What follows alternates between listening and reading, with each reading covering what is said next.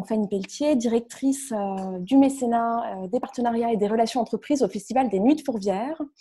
Je vais tenter en 10 minutes de retracer un semblant de stratégie de mécénat qui s'est fait et qui s'est écoulé depuis le début du confinement jusqu'à la semaine dernière, l'annulation de notre événement les Nuits de Fourvière. Alors tout d'abord, pour commencer, je vais représenter un petit peu les Nuits de Fourvière très brièvement. Nous sommes un festival donc pluridisciplinaire, international, qui se déroule au mois de juin et juillet, donc pendant 2 mois, dans la métropole de Lyon. On a un festival de la métropole de Lyon au sein du site principal des amphithéâtres antiques situés sur la colline de Fourvière et d'autres sites de la métropole. C'est un festival qui a été créé en 1946.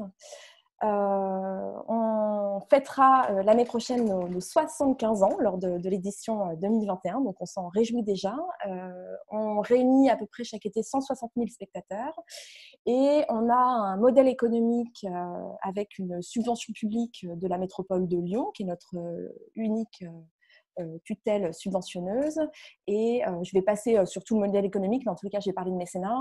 On a des ressources qui proviennent des entreprises via le mécénat et des prestations de soirée que l'on appelle le village, qui sont des prestations de soirée clés en main, avec dîner, place de spectacle, etc. Donc l'ensemble de ces recettes-là qui proviennent des entreprises représentent 20% de notre budget aux Nuits de Fourvière. Donc les relations aux entreprises, via le mécénat, via les partenariats, via ces soirées de relations publiques, font partie intégrante du modèle économique du festival, puisque 20%, c'est assez conséquent.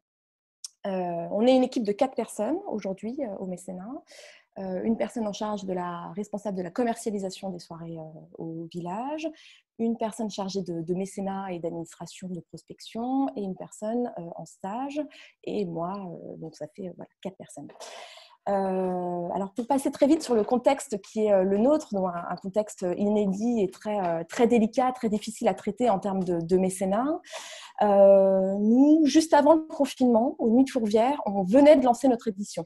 Donc, le 9 mars, on avait dévoilé notre programmation, on ouvrait notre billetterie quelques jours plus tard et on venait, juste avant le confinement, de faire tout un tas d'événements, de conférences de presse, de présentations aux entreprises, etc. pour lancer l'édition 2020 avec surtout le plus important, l'ouverture de notre billetterie et côté entreprise, l'ouverture des soirées, des packages de soirées de relations publiques, les soirées au village.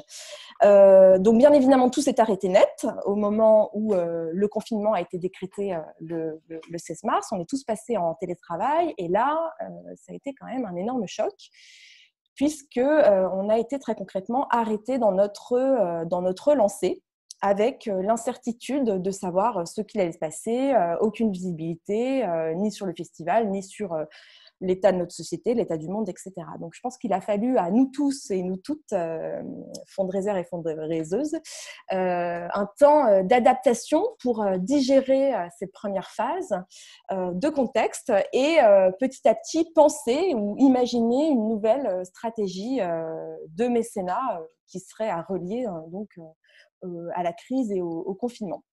Alors moi, me concernant, la stratégie, elle s'est quand même construite au jour le jour. Parce que même si on a l'utopie de construire une stratégie de mécénat qui s'adapte au contexte, là, très clairement, c'était quasiment impossible, puisque sans aucune visibilité, puisque rappelez-vous, au début du confinement, donc on n'avait aucune visibilité de 15 jours en 15 jours, c'était quand même très particulier. L'autre particularité, c'est que l'urgence était ailleurs. L'urgence n'était pas à la culture, et elle n'est toujours pas à la culture. Du coup, j'ai envie de dire que nous, dans notre méthodologie, notre manière d'approcher les choses, notre manière de construire finalement une stratégie, ça s'est fait au jour le jour, ça s'est fait en fonction du contexte hebdomadaire et ça s'est fait en plusieurs étapes. Moi, la première chose que je remarque, c'est que cette crise et ce confinement a été et est toujours le parfait moment pour se questionner sur notre pratique de mécénat, nos outils, mais aussi, j'irais même au-delà, sur sur les valeurs que porte notre institution, sur notre ADN. Je trouve que ça a été le parfait moment pour interroger et le mécénat et notre institution sur le fameux triptyque mission, valeurs, vision de ce que l'on porte auprès des mécènes et auprès de notre structure. Ça a été aussi un parfait moment pour s'interroger sur l'utilité et le rôle du mécénat dans nos structures, ce qui a permis aussi à chacun et chacune, j'imagine, d'approcher différemment les mécènes, de rester en lien différemment avec les mécènes. De s'interroger sur le rôle même philanthropique du mécénat au sein de nos institutions. Ceci étant dit, voilà comment nous, de notre côté, ça s'est passé en termes d'étapes qui se sont faites assez naturellement. Il y a eu déjà une première étape sur les 2 premières semaines, qui ont été plutôt une stratégie, je dirais, du profil bas. À un moment où beaucoup d'institutions, beaucoup de festivals s'exprimaient beaucoup sur les réseaux sociaux, produisaient du contenu numérique, partageaient des choses. Nous, aux Nuits de Fourvière, on a eu plutôt la stratégie du profil bas, de dire que on arrête la communication, on arrête notre campagne, on met plus de posts sur les réseaux sociaux et plutôt dans une démarche de se dire que l'urgence était ailleurs et qu'il nous était aujourd'hui difficile de communiquer sur des spectacles, des concerts, alors que le contexte était quand même vraiment très anxiogène, surtout au début du confinement, puisque personne ne savait ce qui allait se passer. Du coup, les 2 premières semaines, moi, j'ai adopté la même stratégie côté mécénat. Je n'ai pas communiqué, quasiment pas. Ou alors quelques textos auprès de certaines personnes à qui je pouvais me le permettre pour prendre des nouvelles. L'idée a été vraiment de rester en cohérence avec la ligne directrice de l'institution. Voilà, donc ça s'est réduit à quelques mails, quelques informations et je me réservais pour la suite avec le principe qui était de dire, pour l'instant, je ne communique pas auprès des entreprises et des mécènes puisque je n'ai finalement rien à dire et je ne sais pas ce qui va se passer. Puis, très vite, il y a quand même eu la volonté et l'urgence de s'adresser à notre public, à notre tutelle, à nos sponsors, à nos mécènes, à nos entreprises. Donc, c'est en ça que je trouve que cette période a été propice pour se questionner sur les valeurs et sur qui l'on est. À ce moment-là, mon directeur a rédigé un communiqué plutôt bien écrit qui reprenait en fait notre histoire et racontait là d'où on venait. Donc, c'est très simple. En fait, il a bien évidemment pris soin d'envoyer ses pensées au personnel soignant, aux personnes qui sont malades, aux spectateurs, aux mécènes, etc. Ça, c'était l'introduction. Et puis, très vite, dans son communiqué, il a parlé de l'histoire du festival. Une histoire qui débute en 1946, qui avait pour ambition, une ambition plutôt généreuse, de fédérer un public autour d'un projet artistique et autour de création. Voilà. Ça, c'était les fondements même du festival. Ça a été un festival créé après la guerre. Et donc, du coup, il a trouvé bon et intelligent de rappeler ces données-là, qui, en fait, sont le socle commun de ce que l'on raconte depuis 74 ans, depuis 1946. Et ça, je crois que ça a été très apprécié auprès des mécènes qui nous ont félicité de rappeler ces choses-là qui sont les fondements du festival et qui, en fait, permettaient de revenir en fait aux sources, très simplement. Donc, à partir de ce moment-là, j'ai pu, moi, sur cette base, communiquer auprès des mécènes et des entreprises pour leur transmettre ce communiqué, d'une part, mais aussi pour rentrer dans une phase de communication plus personnalisée, où j'ai d'une part pris le soin de prendre des nouvelles de chacun, de chacune, tant au niveau de la santé, mais surtout au niveau économique, pour savoir dans quelle posture nos mécènes se trouvaient. Il faut savoir qu'on a une quarantaine d'entreprises mécènes au festival qui sont dans des secteurs d'activité très différents. Du coup, l'important, c'était de savoir aussi dans quelle posture se trouvent nos mécènes, pour savoir nous aussi dans quelle posture on allait se trouver, dans la mesure où le mécénat représentant 20% du festival, et comme en coulisses, on était en train de travailler sur différents scénarios possibles de reprise, de voir si on faisait un festival réduit sur juillet, avec moins de dates, etc., etc. Il fallait nous assurer que les mécènes soient à nos côtés et savoir aussi dans quelle posture financière ils se trouvaient. Donc ça, je crois que ça a été très apprécié par nos mécènes, qui nous ont vraiment remerciés de prendre ces nouvelles, qui nous ont tout de suite, quasiment à 100%, assuré de leur soutien, quoi qu'il se passe. Donc là, ça nous a permis d'être plus sereins et d'être rassurés, puisqu'on savait qu'on avait notre communauté de mécènes à nos côtés pour, en cas de reprise, en cas de scénario B, C et D, voilà, de scénario de festival réduit, peu importe la forme, on savait qu'on avait nos mécènes à nos côtés. Voilà. Et inversement, les mécènes étaient touchés d'avoir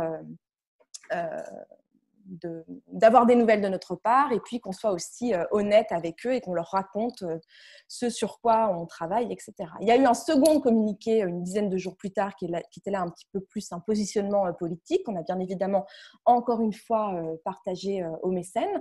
Enfin bref, en tous les cas, on a communiqué auprès de notre communauté de mécènes uniquement par communiqué, on va dire, officiel qui était diffusé auprès de notre public, auprès des journalistes et voilà, sur nos réseaux sociaux. Et ensuite, on a fait des messages personnalisés, des coups de fil personnalisés et on a pris le soin sans cesse d'être en lien avec eux et de leur montrer que nous aussi, on pensait à eux et que nous aussi, on les soutenait dans leur crise et dans la crise et dans la prochaine crise qu'ils allaient vivre dans leur entreprise, puisque évidemment, le secteur économique ne sera pas le même que celui avant la crise.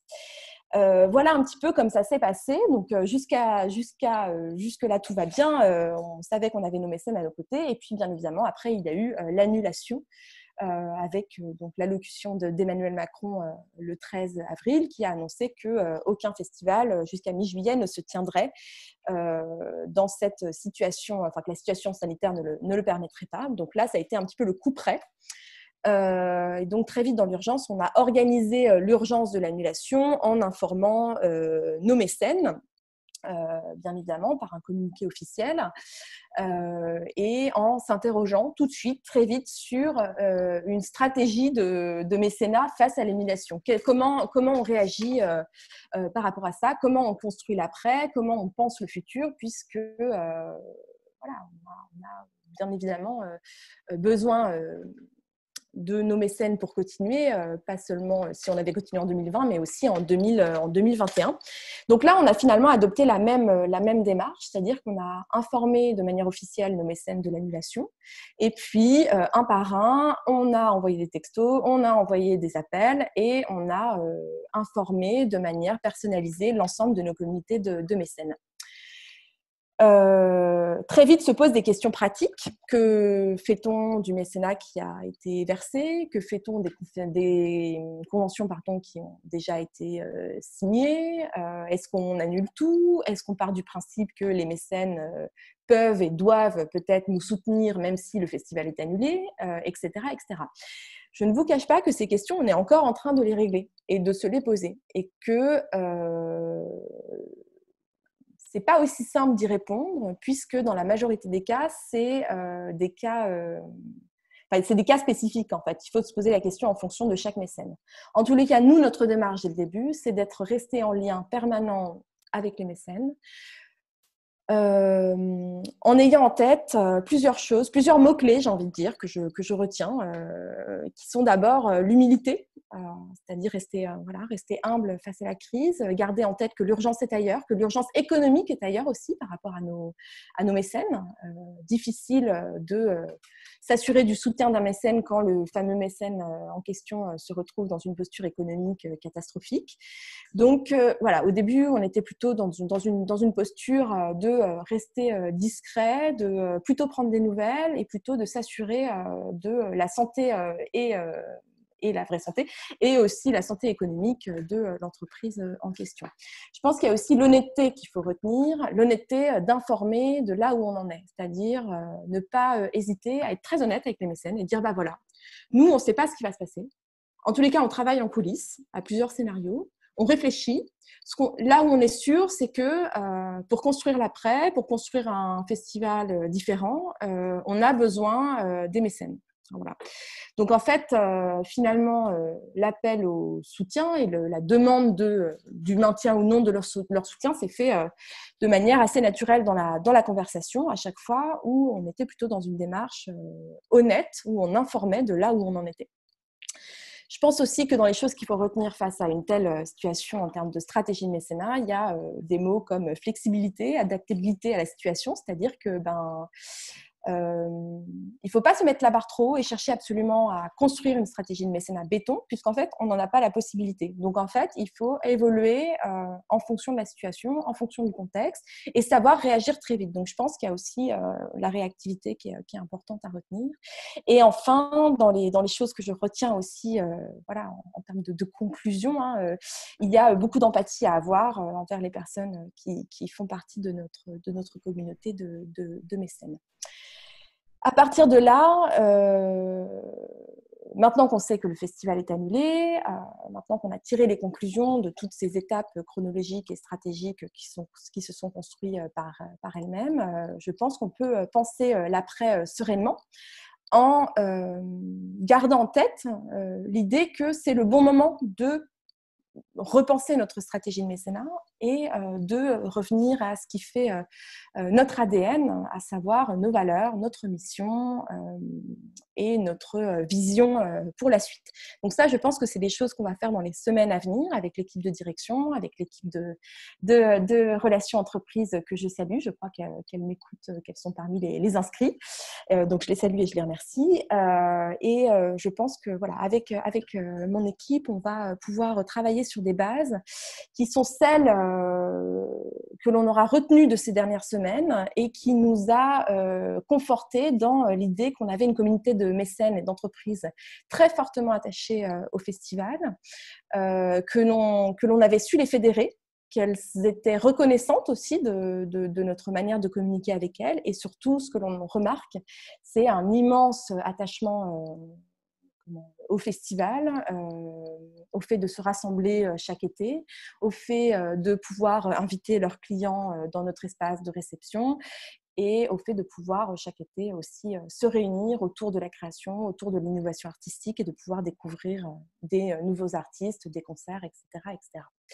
Voilà, je crois que j'ai largement dépassé mon temps et je pense que bientôt on va me rappeler à l'ordre. Donc je vais m'arrêter là et je pense que les questions pourront nourrir aussi, s'il y en a, des réflexions ou des interrogations que l'on se pose toutes et tous en cette période si complexe, on peut dire.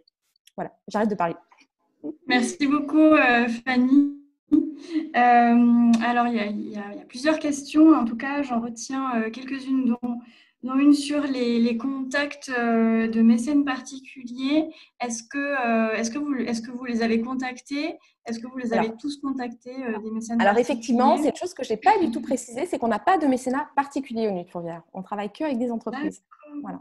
On a uniquement des soutiens qui proviennent des entreprises. C'est un sujet qu'on se pose pour la suite, le mécénat individuel, mais on le creusera en temps voulu, voilà, quand on aura un petit peu plus de recul aussi sur tout ça.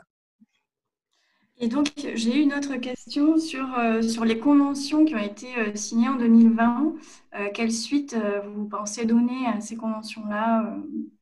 Alors, c'est vrai qu'au niveau administratif, se posent beaucoup de questions très pratiques. Alors, ce qu'il faut savoir, c'est que bon, là, on a pris la décision il y a tout juste une semaine d'annuler le festival. Donc, jusqu'alors, on a plutôt été dans l'urgence de l'annulation. L'urgence administrative, l'urgence avec nos équipes, toutes les personnes à qui on avait fait des promesses d'embauche, etc., etc. Donc, on a vraiment traité ces urgences-là. On a bien évidemment prévenu tout le monde de l'annulation. Mais là, j'ai envie de dire que le travail concret au niveau du mécénat va commencer à se faire à partir des jours prochains. Je n'ai pas encore la réponse à toutes ces questions pratiques. Alors, concernant les conventions qui ont été signées, à mon sens, c'est assez simple d'annuler une convention qui a été signée si les deux parties sont d'accord pour le faire, à partir du moment où il n'y a pas eu de facturation ou d'appel de fonds réalisés. Nous se pose la question des conventions qui ont été signées pour lesquelles on a déjà fait un appel de fonds et que cet appel de fonds a déjà été envoyé. Donc là, je pense qu'il faudra questionner chaque mécène. Encore une fois, il n'y a pas de règle fixe. Il faudra questionner chaque mécène pour savoir quelle est son intention par rapport au soutien qu'il avait prévu de donner. Sachant qu'au Nuit de Fourvière, le soutien en mécénat est quand même largement relié aussi aux contreparties qui sont attribuées aux mécènes, puisqu'il y a ces fameuses soirées au village. Donc, bon, c'est assez compliqué de demander à une entreprise de maintenir son soutien s'il n'y a plus d'événements. Voilà. Mais on est en train de réfléchir à tout ça. Ok. C'est pas très clair ma Merci réponse. Fanny. Et j'ai une dernière question et après on passe, on passe à Estelle. C'est Zoé Macedo qui posait la question est-ce que vous envisagez un simple rendez-vous dans un an ou d'autres mesures pour compenser l'annulation du festival de cette année? Non, on n'imagine aucun report. Je sais que par exemple, là, il y a le Printemps de Bourges là, qui pallie au Festival en réel, qui propose un festival, on va dire, numérique en ce moment et qui est apparemment très réussi. Il y a beaucoup de festivals qui pensent à des formes plus réduites. J'ai entendu dire, je crois, le Festival Avignon qui pensait peut-être à quelque chose à la Toussaint, les Nuits sonores à Lyon qui pensent à une forme également à l'automne, etc., etc. Nous, on n'est pas du tout dans cette forme-là. On va reporter certains concerts et certains spectacles en 2021, mais sur une édition classique prévue au mois de juin et juillet. Par contre, il est certain qu'en termes de mécénat, au niveau de l'animation de la communauté de mécènes, il faudra qu'on trouve des rendez-vous avant juin 21 pour proposer des choses, ne serait-ce que de se retrouver, de se rassembler, d'échanger. Et voilà, il faudra qu'on réfléchisse autrement sur la manière d'animer notre cercle de mécènes tout au long de l'année, pour ne pas perdre le lien. Je crois que c'est vraiment ça qui est important. Merci beaucoup Fanny. Je pense Avec qu'on va plaisir. laisser la parole à Estelle parce que le temps avance. Désolée. Non, non, non, mais c'était très intéressant. Merci.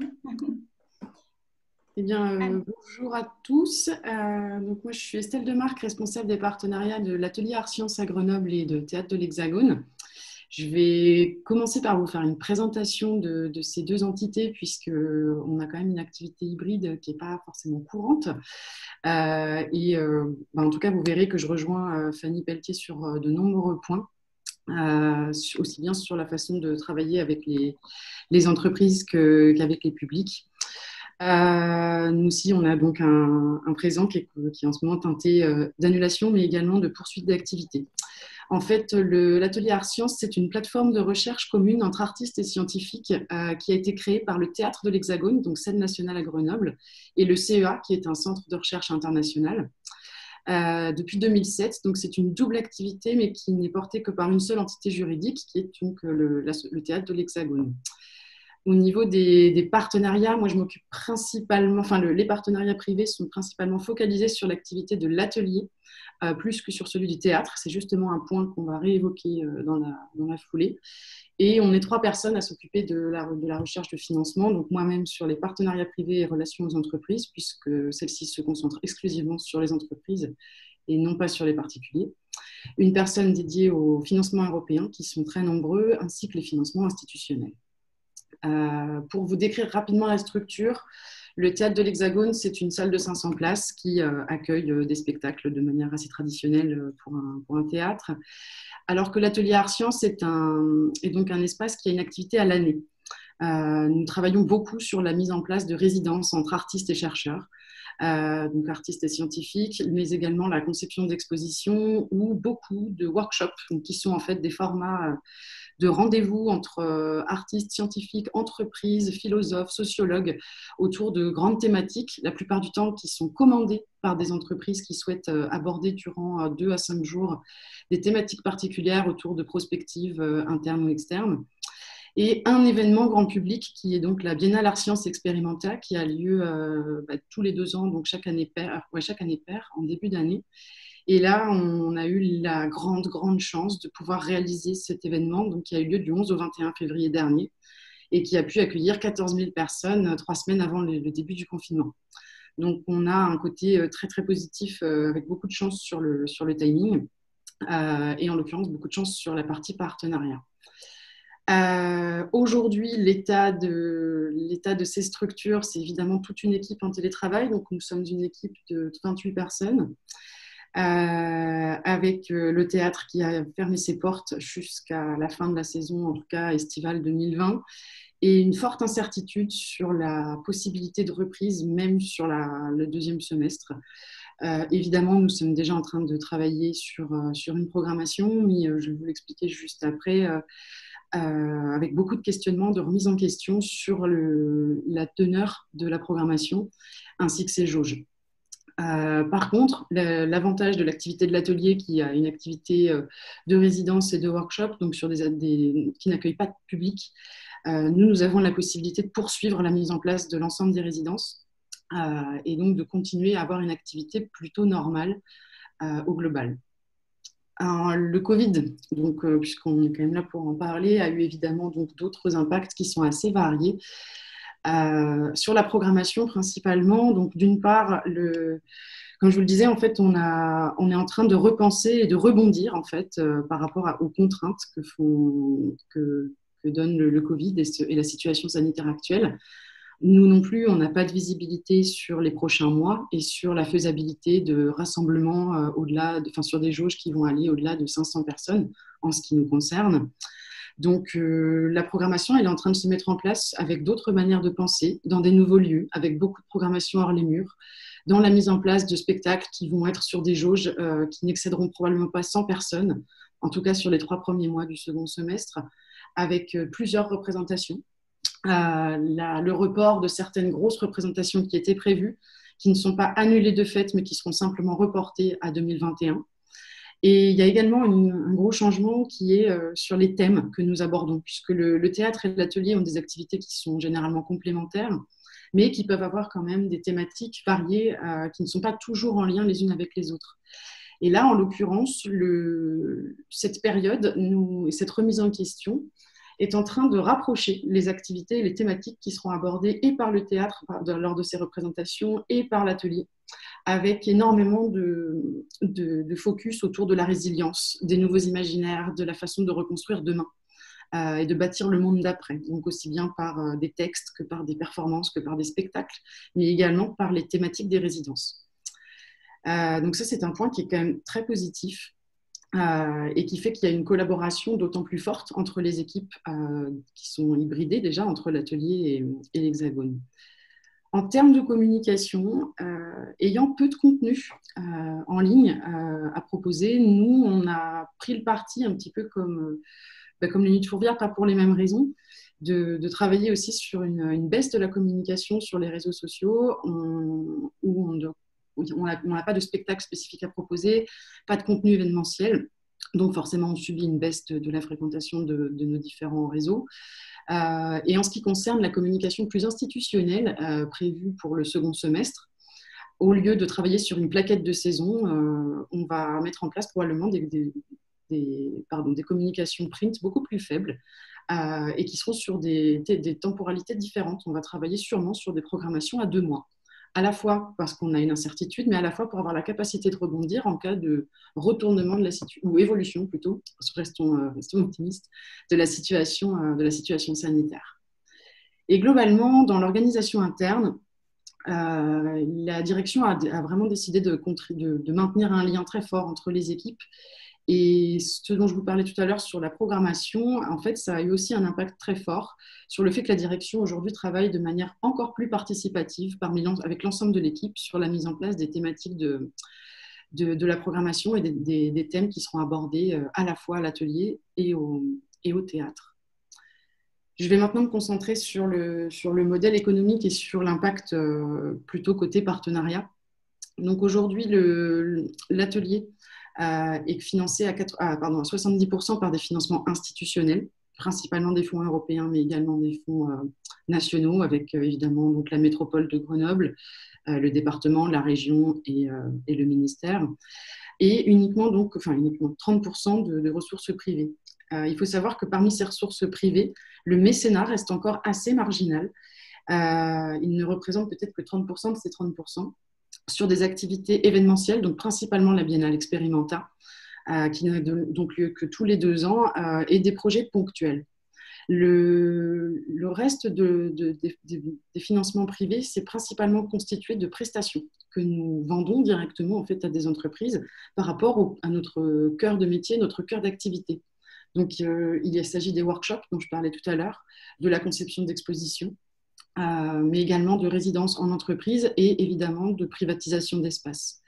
Certaines de ces prestations sont évidemment remises en cause à court terme, mais là où il y a le plus gros impact, c'est principalement sur la fidélisation. Aujourd'hui, la structure n'est pas en péril. Elle a suffisamment de ressources variées et de solidité financière pour ne pas être en péril et pouvoir évidemment payer l'ensemble des artistes qui étaient programmés. Toutefois, l'absence de politique de mécénat sur l'ensemble de la structure et l'habitude de travailler sur des prestations ponctuelles a forcément un impact sur le fait qu'aujourd'hui, on ne peut pas compter sur des partenaires pérennes. Et de fait, on ne peut que constater aujourd'hui une baisse drastique d'une partie des financements privés qu'on vit déjà aujourd'hui et qu'on anticipe sur l'ensemble de l'année 2020. Et du coup, c'est forcément c'est le sujet le plus important en ce qui me concerne aujourd'hui, c'est plutôt ce travail de fidélisation. De manière très opérationnelle, on a décidé avec la direction et l'ensemble de l'équipe des cadres d'opter également, donc cette fois-ci, pour une stratégie du profil bas en termes de prospection et de tout nouveau contact avec les entreprises, qui sont donc avec les fondations nos uniques cibles. Je le répète, on ne travaille pas du tout sur les donateurs individuels. Et notre idée aujourd'hui, elle est plutôt de travailler sur de la cultivation, sur du maintien de liens avec les partenaires avec qui on a pu travailler par le passé, mais également sur la Biennale, puisqu'on était également en train de réaliser, c'était un peu la période de bilan post-partenariat biennale sur février, mars, avril. Donc l'idée pour l'instant, c'est de maintenir ce lien, de recréer un lien également via la mise en place d'un emailing dédié au secteur entreprise, dont le premier a plutôt vocation à demander des nouvelles, à montrer qu'effectivement nous sommes aussi conscients que, comme le disait Fanny, nous ne sommes pas une priorité économique et nous en sommes conscients, et que nous nous intéressons également à la façon dont eux peuvent être impactés. L'idée, c'est donc à la fois de mélanger une communication institutionnelle non directe, mais qui est simplement une reprise de contact en douceur, le temps de voir un petit peu comment la situation va évoluer, au moins jusqu'à septembre. L'avantage de cette période, c'est également la possibilité de faire un travail de fond, étant donné qu'il y a une baisse d'une partie de l'activité et une direction qui est très ouverte et très bienveillante. Là, aujourd'hui, la discussion, elle porte non pas uniquement sur la façon dont on va pouvoir redresser la barre, mais également sur une ouverture totale de la part de la direction sur la remise à plat de la stratégie de partenariat, sur son positionnement, sur les différents projets sur lesquels elle travaille, sur sa politique de fidélisation. Et ces mois de confinement sont donc plutôt consacrés à un travail de fond, d'étude, d'analyse, d'audit de notre propre stratégie et sur la façon dont on va pouvoir rebondir. De ce fait, il y a plusieurs pistes qui se dégagent. La première qu'on est en train d'explorer, puisque là, donc, cette fois-ci, c'est des pistes qui sont assez récentes, dont certaines vont pouvoir prendre corps dès l'année 2020 et d'autres sont faites pour être des pistes à plus long terme. La première, c'est de voir dans quelle mesure on pourrait élargir le spectre du soutien des partenaires autour de l'activité du théâtre, qui est une activité régulière, une activité pérenne, et qui, du fait du renforcement de la cohérence de programmation, va pouvoir très probablement créer un lien fort autour des thématiques que l'on va aborder auprès des entreprises et probablement offrir une opportunité de pérennisation et de fidélisation un peu simplifiée par rapport à la logique de projet qu'on a aujourd'hui. La seconde piste sur laquelle on travaille, c'est également, tout comme le théâtre va le faire, c'est de focaliser sur des thématiques qui sont les préoccupations de beaucoup d'entreprises et même de la société civile après ce reset mondial, si on peut le dire, avec un travail de prospective comme on a toujours su le faire. Enfin, nous, notre activité hybride, justement, entre art, innovation et science, elle s'est toujours confrontée justement à ces frottements, à cette approche transversale. Et l'idée aujourd'hui, c'est de se focaliser sur les thématiques du monde d'après, l'autonomie énergétique, le rapport au vivant, la résilience, encore une fois. Et plutôt que de travailler exclusivement sur le maintien des offres telles que les workshops qui sont commandés par des entreprises avec des thématiques qui leur sont propres, notre idée est de travailler sur des offres qui seraient mutualisées, où nous définirions des thématiques qui peuvent être plus globales, telles que celles que je viens de citer, et où on pourrait du coup convier plusieurs entreprises différentes à parler avec nous et à collaborer sur ces réflexions avec les regards décalés et les expertises d'artistes et scientifiques. Et évidemment, l'idée, c'est également de poursuivre en parallèle, petit à petit, à partir du second semestre, en fonction, encore une fois, de l'évolution de la situation, les modèles qui existent actuellement et les offres existantes. J'ai quasiment terminé. En fait, je voudrais terminer par un point qui me paraît important. Malgré le fait qu'on ne travaille pas du tout sur la cible des donateurs individuels, il y a aujourd'hui, on a constaté en fait là que parmi tous les spectateurs à qui on a proposé un remboursement, 80% ont refusé de se faire rembourser et ont accepté de nous laisser garder cette somme pour un fonds de solidarité que nous avons mis en place. Et ce fonds de solidarité va donner lieu à la mise en place, à l'organisation et à la création de la toute première représentation de la saison 2020, de l'automne 2020. Qui sera une représentation autour de l'autonomie énergétique réalisée par des artistes qui ne dépensent qu'1 kilowatt par spectacle, qui font une tournée à vélo sur des très petites jauges. Et la toute première représentation de ce spectacle sera en fait le spectacle du don. Et là-dessus, forcément, moi, en tant que fundraiser, ça me donne envie de rebondir à la fois sur la cible individuelle, mais la cible entreprise, puisque je trouve le message très positif et le procédé assez intéressant. Toutefois, à court terme, ça ne reste pas l'idée, mais je voulais vous le partager puisque c'est un élan de générosité qui nous a beaucoup touchés.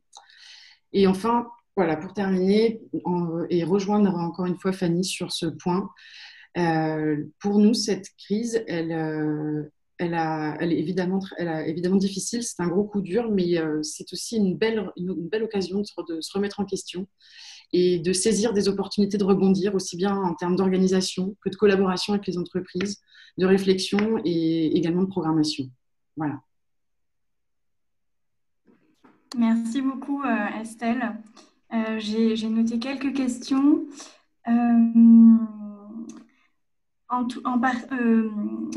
Notamment sur la mise en place d'un mode participatif dans la définition de la programmation, avez-vous pensé à intégrer des spectateurs abonnés au théâtre?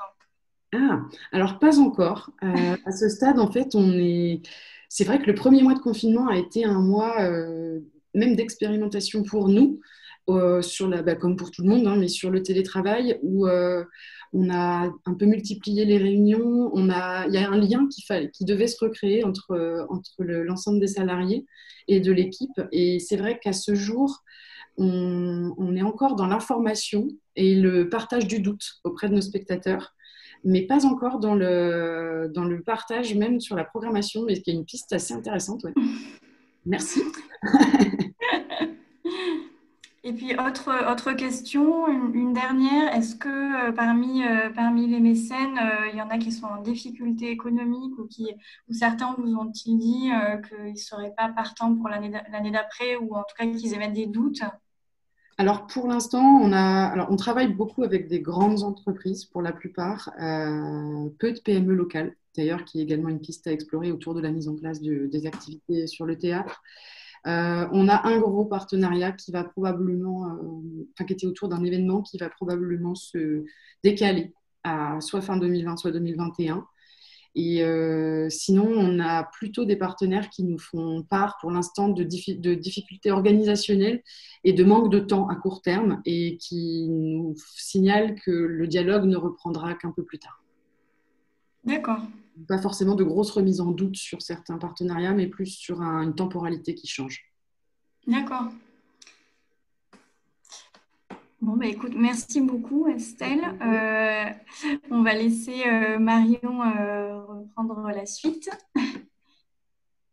Merci à Fanny et Estelle pour ces témoignages. Donc, je suis responsable du mécénat auprès des particuliers au Musée des Arts Décoratifs. Cela fait maintenant depuis plus de 5 ans. Le service rassemble à la fois le mécénat et la privatisation. Nous sommes une équipe de 6 personnes. Sous la houlette de Juliette Sirinelli, notre responsable. Il y a une personne en charge des Amis du musée, 2 personnes en charge de la privatisation et de l'événementiel, une personne responsable du mécénat entreprise et moi-même. je les salue toutes si elles sont aujourd'hui parmi nous. Je vais vous faire un très bref historique de l'institution. Comme vous le savez certainement, le Musée des Arts Décoratifs a été créé à la fin du 19e siècle par des industriels, des collectionneurs et des mécènes. Les collections ont été constituées grâce à des dons financiers et des dons d'œuvres.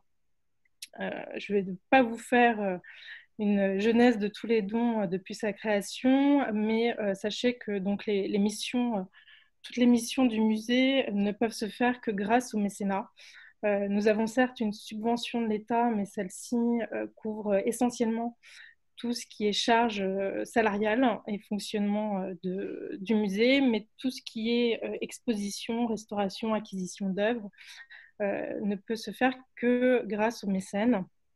Et à titre d'exemple, en 2019, nous comptions plus de 2600 amis, une soixantaine de mécènes particuliers que nous appelons dans notre jargon mécènes moyens et grands donateurs. Et une trentaine d'entreprises nous ont suivis sur l'année 2019. Plus de 300 œuvres sont rentrées dans les collections du musée cette année-là. Et environ 4 millions d'euros ont été collectés.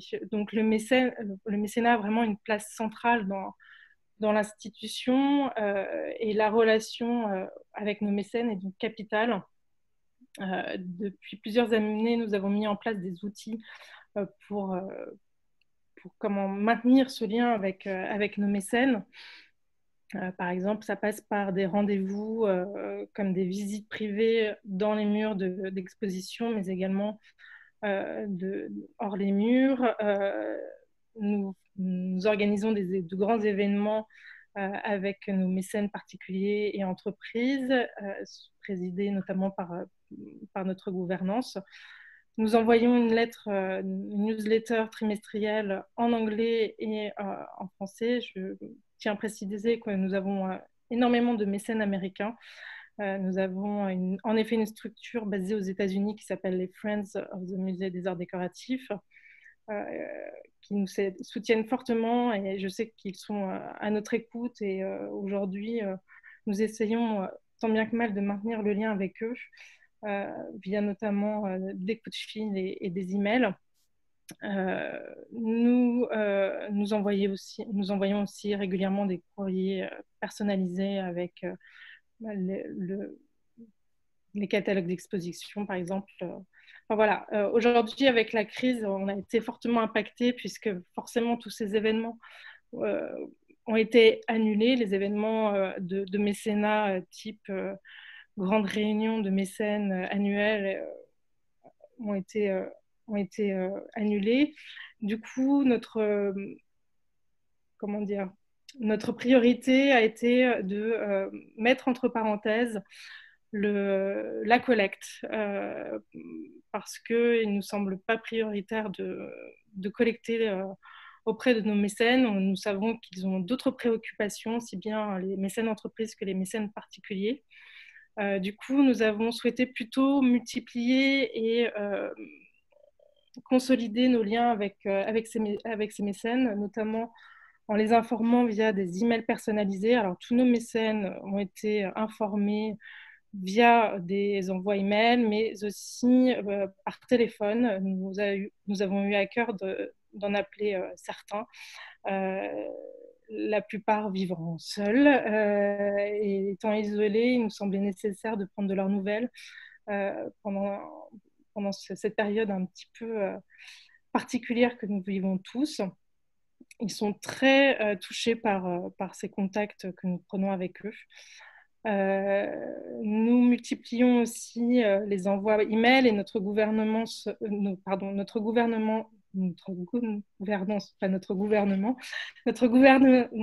s'implique énormément également de son côté en envoyant des messages personnalisés à nos donateurs. Et en parallèle, nous avons par exemple aussi mis en place un groupe WhatsApp pour les mécènes amateurs de design dont le contenu est enrichi par les conservateurs du musée pour maintenir ce lien. Donc, on parle de design, mais pas que. On parle aussi des livres. Nous échangeons également sur les livres que nous lisons, sur les films que nous avons vus, etc. Enfin, bon, bref, c'est vraiment un moment d'échange plus que de sollicitation, en fait. En parallèle, notre service de communication a mis en place aussi plusieurs outils, puisque une newsletter hebdomadaire est envoyée à tous nos contacts, aussi bien les visiteurs que nos mécènes.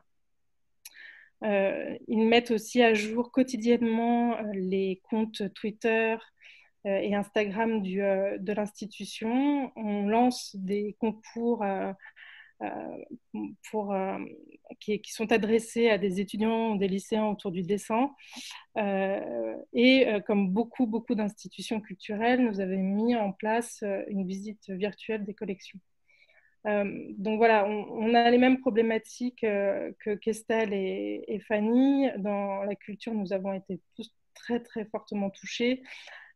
Pour l'heure, la collecte nous semble un peu malvenue. Difficile de contacter nos mécènes entreprises ou particuliers alors qu'ils ont d'autres préoccupations que celles de donner pour l'instant pour la culture. Donc nous avons vraiment eu ce souhait de maintenir le contact avec eux en multipliant les canaux écrits et verbaux, tout ce que nous pouvions avoir pour l'instant, en espérant les revoir tous très rapidement. Pour l'heure, nous n'avons pas vraiment de visibilité sur la suite, sur la réouverture du musée.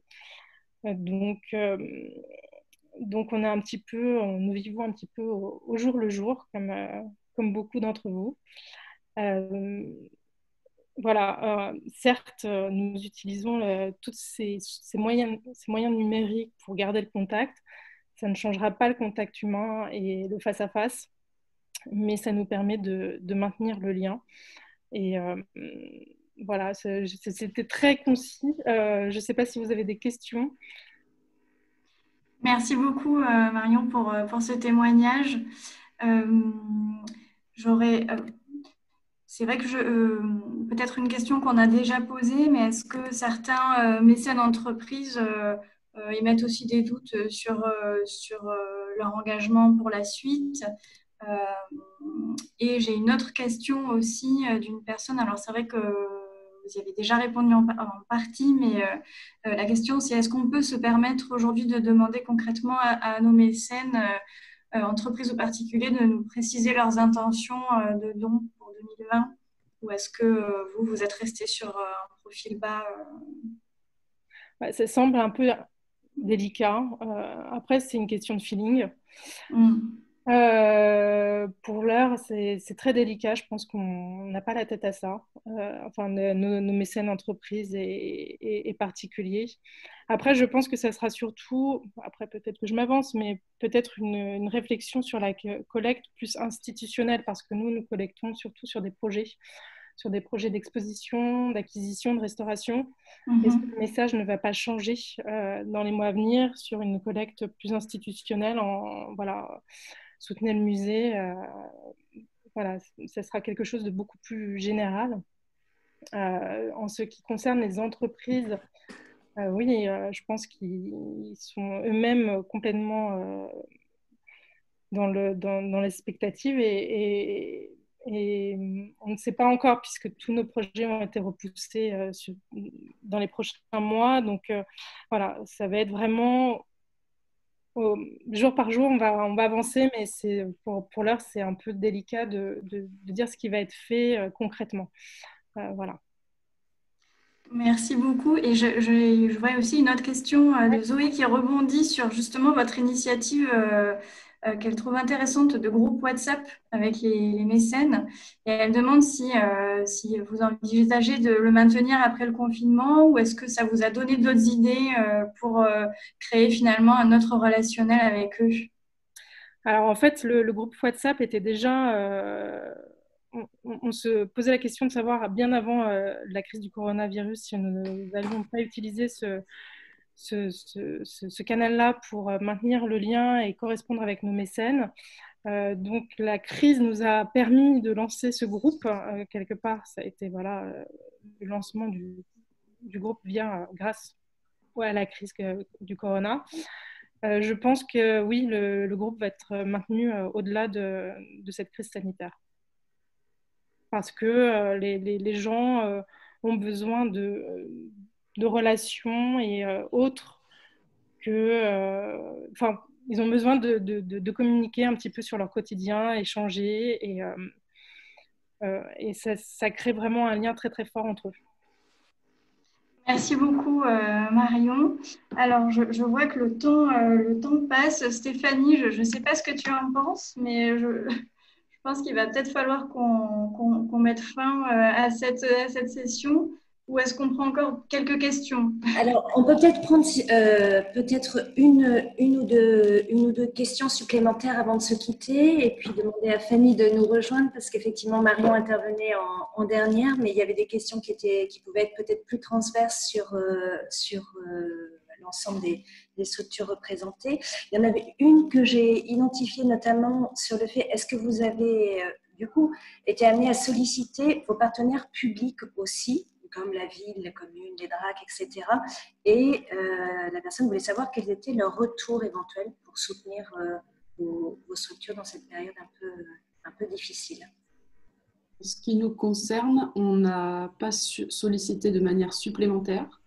Par contre, on a maintenu le lien pour s'assurer du maintien des subventions prévues et qui, a priori, ça pose aucun problème. C'est une relation de long terme aussi avec eux et avec des interlocuteurs bien spécifiques. Et donc, il n'y a pas eu de sollicitation supplémentaire. Et une autre question qui était posée, qui était plus sur qui était en lien plutôt avec la communication, sur quel message utiliser pour sensibiliser à l'intérêt du soutien au secteur culturel, que ce soit auprès des mécènes entreprises que des mécènes grand public. Est-ce que vous avez été amené à revoir votre stratégie et votre argumentaire? J'arrive pas à réactiver la vidéo, mais je vous entends. Alors, attends, pardon, mais on t'entend. Justement, c'est en pleine réflexion de savoir comment communiquer auprès des mécènes. Ça va être tout l'enjeu des prochains mois. Ouais, pareil. Pour l'instant, l'idée, c'est de montrer que nous, on se bat depuis plusieurs années pour montrer que justement l'art est une réponse à beaucoup plus n'est pas qu'un divertissement et peut avoir justement un côté hybride, un côté narratif qui peut être en fait très large et que on reste à peu près sur ces bases en s'accentuant sur des sujets de société pour l'instant. Fanny, est-ce que toi tu voulais compléter sur cette question un peu de la façon de revoir ces messages de sollicitation ou de contact avec les mécènes ou les donateurs individuels? Nous, concrètement, aujourd'hui, tout est en stand-by en termes de sollicitation. En fait, la sollicitation et la concrétisation d'un soutien potentiel en 2021, ça se fait en fait naturellement au fur et à mesure des échanges. En fait, il y a beaucoup déjà d'entreprises qui nous ont témoigné de leur envie de nous accompagner ou d'être au rendez-vous en 2021. Pour le reste, pour l'instant, moi, je trouve que c'est trop tôt pour solliciter ou pour être dans vraiment de l'appel aux dons très concret. Après, moi, j'ai pas de donateur individuel. Je travaille qu'avec des entreprises. Mais pour moi, c'est encore un peu tôt pour solliciter. Et j'avais pointé une autre question qui était aussi sur les questions des relations entreprises.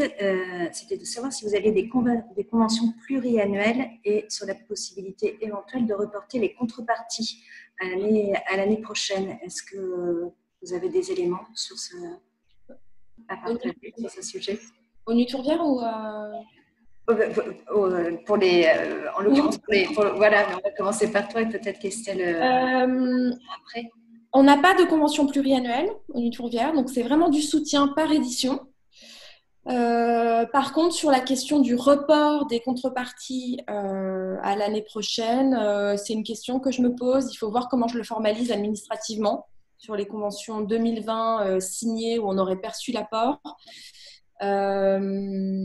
Tout est possible. Je pense qu'il faut faire un avenant à la convention. Voilà.